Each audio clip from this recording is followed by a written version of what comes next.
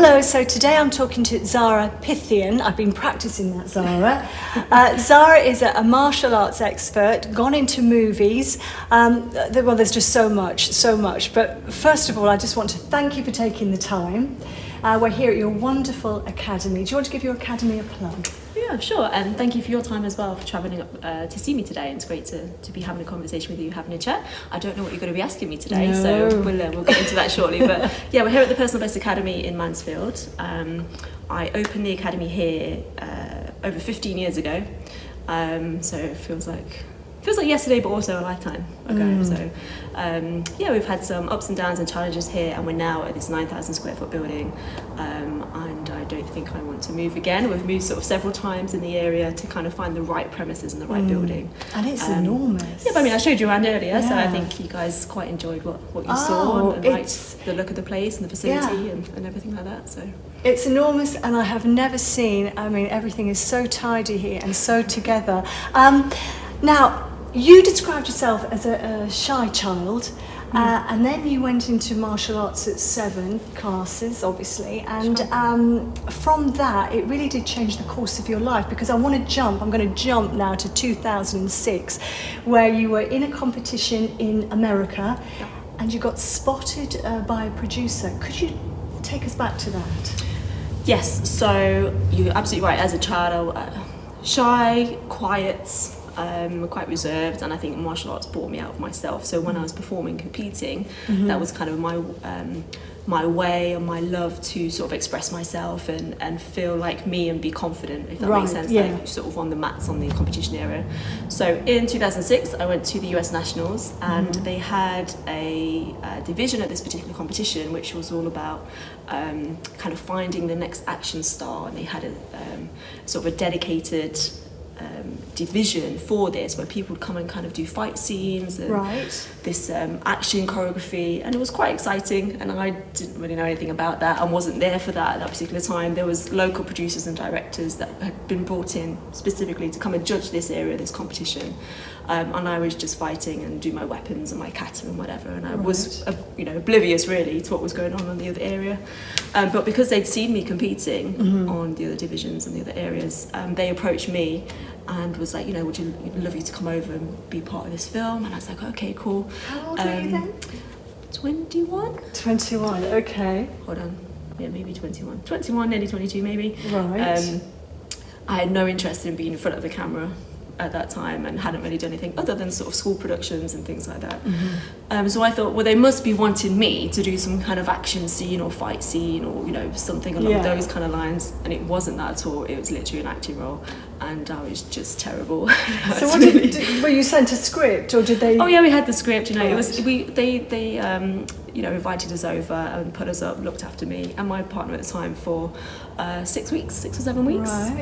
So it was a great experience. I learned a lot over there, and the thing that sticks with the most is the resources and the sort of local filmmaking community. Everybody came together, helped everybody, from the different script writers, just different props and wardrobe locations. And then when I came back here to the UK, a good friend of mine recommended me to an agency to kind of get involved. And was that more acting, or was that both martial arts and? It was a little bit of both. It was more commercial work initially. And were you comfortable, because obviously that's such a, one minute you're doing competitive martial arts, and the next we're going into showbiz, really, aren't we? I mean, so I had done sort of performances and demonstrations and things like that. So I think what I did was just take my experience from being a performer and channel that into kind of the acting, and then had to kind of go away and work on my craft and get some lessons and all that kind of stuff. Yes. And then it started off in kind of commercial work initially, and then led into more acting roles and roles that kind of combines my sort of martial arts and action kind of talents and things, as well as acting roles. So yeah, it's been a nice blend, but it's taken a few years to kind of work on that craft and get to where I am today. That skill set that you have, and then you combine that with acting. If there's only a certain pool of people, I would imagine, in this country, if a part comes up that you're up against, would that be right? I think more so now. I mean, we've got so much talent here in the UK. Right. I think for what I do and the kind of niche that I'm kind of involved with and that skill set that you're talking about is very much male dominated, but we have some fantastic female talent in this country, especially with stunt performers and martial artists, and it is hard to find, I would say, somebody with the sort of acting talent as well as the kind of martial arts skill set. But we've got a massive pool of talent now coming through, whereas a few years ago it would have been much more, there's, you know, maybe a handful of girls or females that you can kind of think of, but now we've got so much talent here as well. So the ladies are catching up with the men, definitely. But also you work, like your other skill set is you work with weaponry, don't you? Yeah. So could you tell us? I love that. I love the idea of this woman being so capable, strong, everything that I am not, with the weaponry, I mean, honestly, some of your fight scenes, some of the fight scenes that are on the web are just unbelievable. So tell us about the weaponry. What do you use? So I think over the years, I've trained in lots of different weapons and different styles, and the 9-section whip chain is one of my favourite ones. Nunchakas and Karma and Sai and a few other kind of little different ones, but I think the whip chain is my favourite one. It's I don't know if you know what the whip chain looks like. It's basically 9 sections of steel linked together, and at the end there's a dart. And it's a very flexible weapon. You can conceal it, you can throw it out, do lots of kind of cool shapes and things like that. So what I've sort of done over the years as well is just adapt the sort of weapon skill set and those skills that I've learned and adjust that to fight scenes. So for example, I did a short film called Kung Fu Darling, which was quite cool, and instead of using the whip chain, it was a belt. So we kind of like adapted the skill set from that particular weapon into a different kind of prop. And I think once you kind of have some weapon skills, they are transferable to other kind of things and props, whether that's a baseball bat or, you know, if we're doing a fight scene and it's a chair. It's just having that understanding, that sort of different range and because spatial awareness with a weapon as well.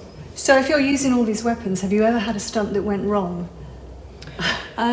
Not with weapons, I wouldn't say so, no. I mean, practicing, I've hit myself a few times. But usually it's gone very well, so touch wood. Yeah, so nobody's been hurt? No. So when you're asked to, because obviously you are a stunt coordinator, or should I say fight coordinator, aren't you? Yeah, I'm not a stunt coordinator, but I've done, you know, people have asked me to kind of build a fight routine or fight choreography, and a lot of times it's kind of a collaborative thing where we've come together, we've got ideas, and they just want, you know, my input, or I'll just kind of go, okay guys, I've got this idea, let's do this. So I'm always happy to kind of do that, but I wouldn't ever sort of give myself that title, but I've been involved in fight choreography before and just helping kind of build that together. I did wonder, usually a team thing. Yeah, I did wonder, because you are collaborating, are there egos within that? So if they bring you on board and you've got 3 other people and you're all bringing your bit to it and saying, I think that would work and that would work, do you have... is there an ego with it all? Or? I think sometimes in the industry there is, and in any industry that you work in, there's going to be people that have ego, and I think to some degree you kind of have to have that self-belief, so you know you're capable and what your skill set is and what you bring to the table. But I'm fortunate to have been able to work with people that are very collaborative and work in a team, and that's how I like to work as well. So we're working together on the same page, and you know, any input, good or bad, you know, people can take that on board, and we can agree, we can disagree, but at the end of the day, it's the end result and the end products that we're all there for. So yeah, I've been fortunate to work with some really great people. So have you ever had to put a fight together just yourself for a movie that you've done? Yes. Could you take us just through the steps of that? Yeah, I think even though if it's myself, for example, just putting the choreography together, there's always a team behind that, because I can't just fight myself. Like, I need other people to kind of work with. So even if it's me deciding, okay, well, we're going to do this move, let's try that, let's see how this works, there's always other people still there to kind of give feedback and work with. So for example, on Tribal, a movie that we did just before lockdown, myself and world champion Thomas Dodd worked together on the choreography, because it was basically our characters that were going to be fighting each other. So I think as much as I'm kind of setting the choreography or going, okay, well, I want to do this, or this is what we need to do for the story, and this is kind of, you know, how it's going to be, we have that start, this is going to happen in the middle, this is what needs to happen at the end. You know, Tom had some great input, because he knows what he can do, what his skill set is. And to show him, you've got to show yourselves off at the best you can, haven't you, so as well? there's no point choreographing something that's not, going to look good or not going to complement the other person's skills, or fight moves. So I think even if you're choreographing the moves and you've got the idea and the concept, I still like to kind of have input from other people to do that. And what we do most of the time, and when you have the budget, when you have the time to do it, is to do something called a previs. You do like a pre-visual of the whole fight, so then you can edit that together. So when it comes to shooting, when it comes to action time, the different departments in the crew, the camera, the DOP, even makeup, wardrobe, everybody kind of knows what that fight is going to look like, or what that scene's going to look like. So then we know, if there's any kind of special effects makeup that we needed at what points, and we kind of already know the shots. So when it comes to filming on the day, we can kind of go, okay, let's look at the previs. This is what we're doing next. We've got kind of, the so next shot kind of set up, and it saves a lot of time as well. Yeah, and so many people involved, aren't there? I mean, when we watch something, you watch something on the screen, you're only watching the people that are fighting, but the people that are involved just to make that work, like you say, it's a whole collaborative experience, isn't it? So, what do you love best about working in movies? I love the whole filmmaking process, from the concept. So if we're talking about action scenes, so if we're talking about a fight scene, for example, it could be any scene. It could be, delving into your character and, working on that background. It could be anything to do with the filmmaking process. But if we talk about an action scene, initially, the sort of whole concept of what that fight's going to be, how that's going to look, what the characters are going to be like in there, how that's, going to portray the story, and then working together with somebody physically to kind of put those moves together, to see how that works on the camera, to then get the right camera angles, to then go on the set and shoot there, and then have all the, the special effects, all the wardrobe and props and the location. And then the location editing must be fun. Do you enjoy travelling with it? I love travelling, and I think that's one thing that I love, and what martial arts has also given me as my career as well, being able to travel and see different places and meet all those different people that wouldn't have been in your life had you see different cultures, different places, and get to see other things as well, and not just kind of be here in England, get to travel and get to see the world. And then I think the editing process, just seeing how that then comes together and comes to life, and then the final result, and then people's perception and reaction to it as well. The whole kind of process. Because once you've worked on something, you just don't know how it's going to be taken by Joe Public or even your peers. So you said when you went for the Marvel film, you didn't know it was a Marvel film at the time. That's right. So what did you think you were going for? So my agent was like, there's a big film, big audition for you, Zara, and something to do with Samuel L. Jackson. I was like, okay. Oh yes. But I had no idea, and no pressure. You have different working titles. So Doctor Strange was called, or Doctor Strange #1, because #2 is out very soon. Was called Checkmate. Right. So there was kind of no, relationship to Marvel or anything. There was just like something about Samuel Jackson. But then we had sort of different lines and things to read for the audition, and then it wasn't until I was confirmed I was like, it's for Doctor Strange. Did you meet Samuel? No, we didn't meet Samuel L. Jackson. Okay, that's a shame, isn't it? But I think in terms of kind of the Avengers story and everything later on, obviously it's linked, but he wasn't in Doctor Strange. But to participate on something like that is amazing, isn't it? Oh yeah, absolutely, fantastic experience. Part of that. Yeah, absolutely, yeah. And so at the moment, it's your next film is Unit 19. Is that correct? So Unit 19. We started that during the lockdown, and we lost our producer last year. I saw. So we are going to finish the film in his memory, dedicate that to him and the story. And because of COVID and other kind of personal issues, that got put on hold. So I'm hoping this spring we're going to be able to kind of pick up filming. We've got some locations, so it's just about scheduling now, and then getting back to that. And I just worked with Scott Adkins on Accident Man 2. Yeah. So that's coming out later this year as well. Fantastic. So do you just want to tell, for those that don't know, what Unit 19 is about? Sure. So Unit 19 is a sci-fi action movie. We actually built the set for the interior spaceships here at my academy. Yeah, so during lockdown we sort of... That's handy, isn't it? We used one of the dojos downstairs and we built this massive interior spaceship. It was very cool. Anyway, it's basically a female Expendables in space. Right, brilliant. So there's kind of like, 5 or 6 females, and they're on this mission and this tour. and they're going off to a different planet for this particular mission. And then, you know, as you can expect, some things don't quite go to plan. Right, so you haven't got much more to film, though, have you, before that? We've got about sort of 50% of the film, so... I'm just going to take you away from that for a minute, and I just want to know, have you ever had to use fighting skills on a day-to-day? Have you ever been in a situation where you've needed to look after yourself?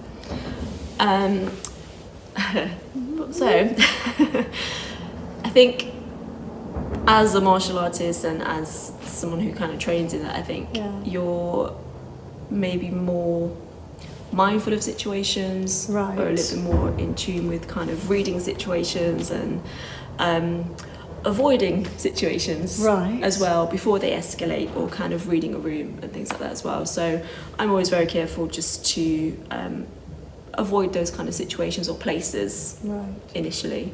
And there's been times where you think, okay, this doesn't feel right, or, you know, I need to leave this place now or go from here. Would it be illegal, but would you be seen as a fighting weapon in a sense, because you can, you know, like boxers can't use, can they, their skills outside, isn't that right? I think the law is very tricky, isn't it? And if you're defending yourself, I mean, we've got lots of CCTV and things like that now. Lots of people have their mobile phones. So if something did happen or kick off, usually, if it's in kind of a crowded place or a public place, the first thing people are going to do is and you're filming it. You know, but in other sort of situations and areas, you know, where they may not have that that sort of footage or evidence, if you like, it's very hard to then say, well, this happened and prove this happened. But you'd never have to worry, would you?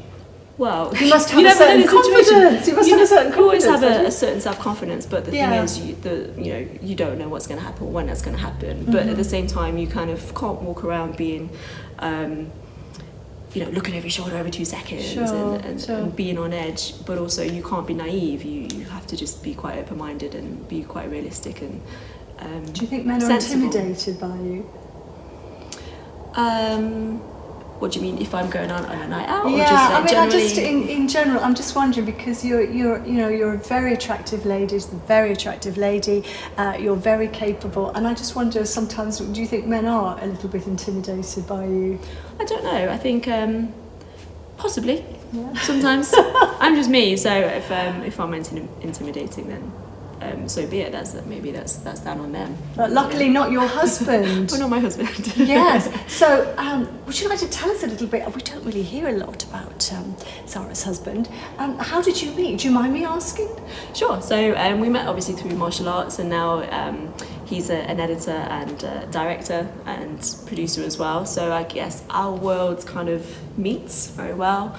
Do you work together a lot? Yeah, we work together. We work together a lot. How do you find that? Because I work with Liam and it's not easy. It's not. It really. You love it. Yes. I mean, do you tussle a bit verbally? Sometimes, and I think that's kind of healthy and normal, isn't it? Yeah. You know, do you have that the same working relationship? You know. Then do you have the same vision? Yeah, we're on the same page. Brilliant. And I'm sure, like you guys, you know, you've got each other's backs. Yeah. You know whatever project you're working on or what your goal or your end result is, you're doing that together, and I think that's really, really cool. But yeah, we have a beautiful relationship, and I think he's my biggest supporter and always been there for me, and it's great that we can work together and do that on a daily basis. I think it would be very strange if he also understands the industry. You know, sometimes if you're away working for, you know, like on Doctor Strange, for example, I was away for like 9 months. It's a long time. Did he come out and see you? No, but I did come home at weekends when I could. So, you know, it's a long... Good, I'm glad to hear. So when you went no, it was a very emphatic no, he didn't. No, he didn't come and see me, but I did come home just when I could. Couldn't find that. Yeah, but you used to come home. But I used to come home, yeah. So how often?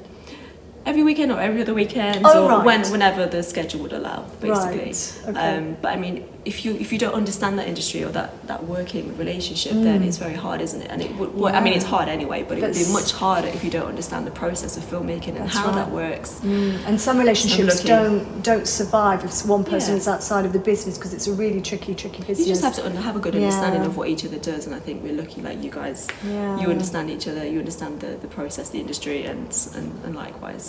So how long have you been together? We've been married since 2015, but before that we were together for 10 years. Ah, a long time. time. So you are a very happily married lady. Yes. Sadly, she's a very, for you watching, happily married.